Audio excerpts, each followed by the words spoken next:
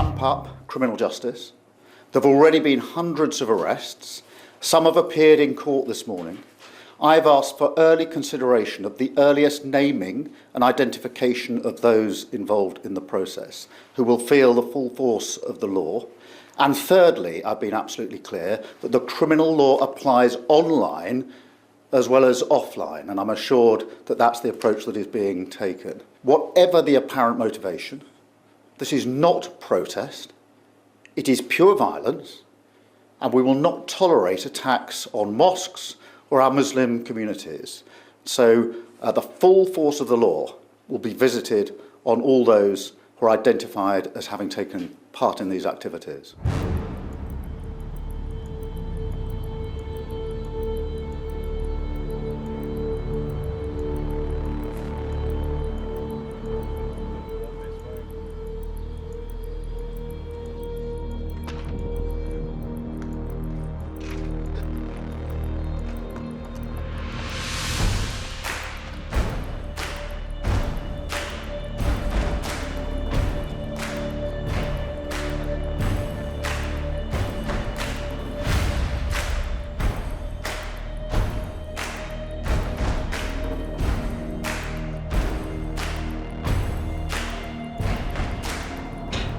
I was here yesterday with the backup teams, police, ambulance. The team that came in and helped get the staff out and then move the residents to places of safety as the violence started to calm down. I mean, you can see for yourselves here, this is devastating. This was an area that was seized with shock and fear throughout yesterday. The staff and residents here barricaded in the hotel as people were breaking the windows, trying to set fire to the hotel.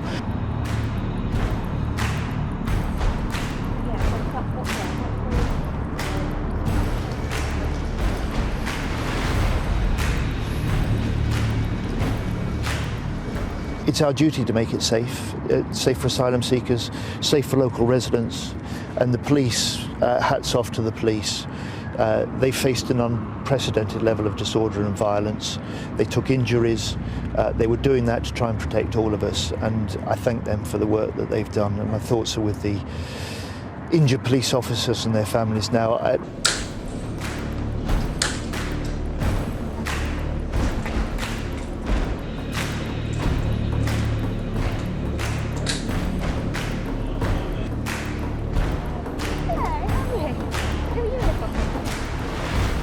Following a day and night of violence and disorder in Wath-upon-Dearne yesterday, Sunday the 4th of August, focused on a hotel housing asylum seekers, I can confirm today we have seen at least 12 of our officers injured, with items such as bricks, fence posts, branches and other missiles thrown at them.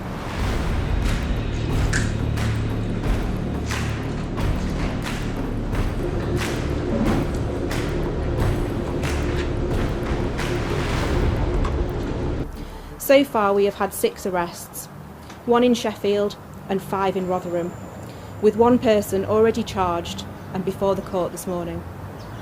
Please be assured we expect this number to increase significantly over the coming days.